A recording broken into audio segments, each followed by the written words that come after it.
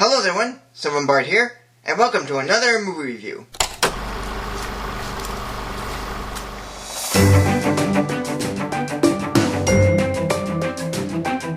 There has been many Godzilla films, and the majority of them came from Japan.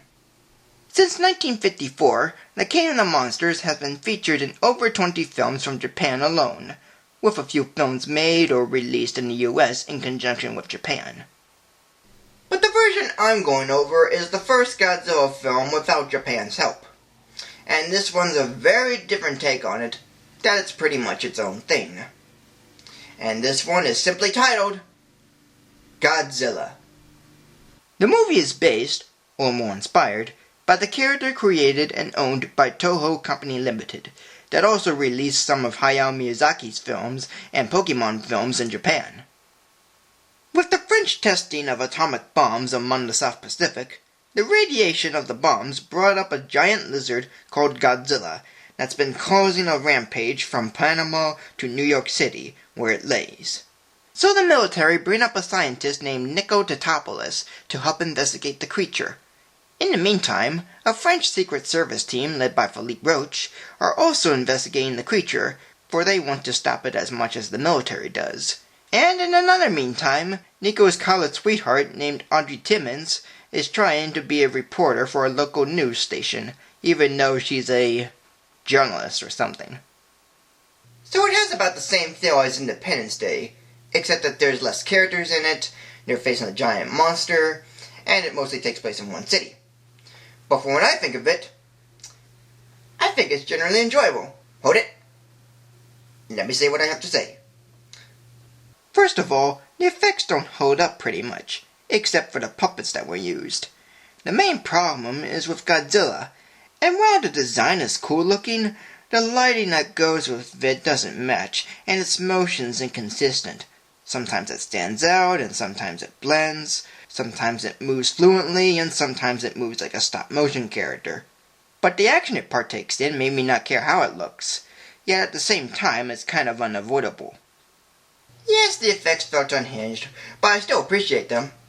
Though, the characters are another story. Most of them work well, but a couple do bother me. Like the news reporter Charles Kamen. I don't mind who he is or how he works, it's just very similar to Kent Brockman, which is a coincidence considering the actor who plays Kamen is also the voice of Brockman. In fact, only half of the actors from The Simpsons are in this movie, which in itself is a good treat for me. And then there's Mayor Ebert and his aide Jean, which was like an in-joke tribute from the makers of the film, seeing how the real Sisko and Ebert disliked the creators' previous films. But I don't have a problem with them, I just want to get that fact out of the way. Yet the one character I find to not like much is Audrey.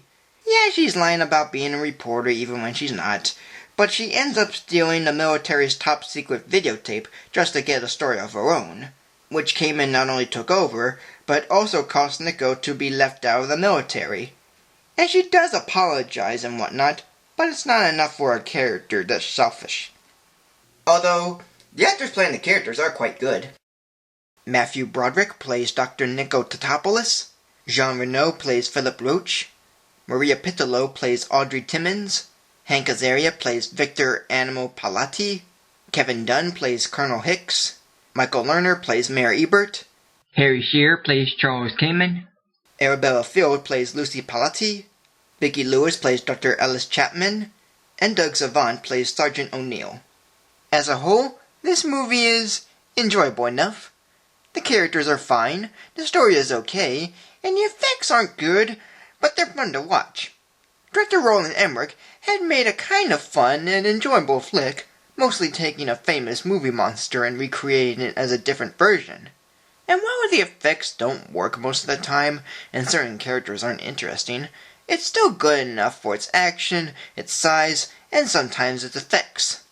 But as someone who doesn't watch a lot of Godzilla and is not a fan of them, I can safely say that it's pretty much its own thing, and it kind of holds up for me. So today, this movie will be given a rating of 3 stars. Thank you for joining me.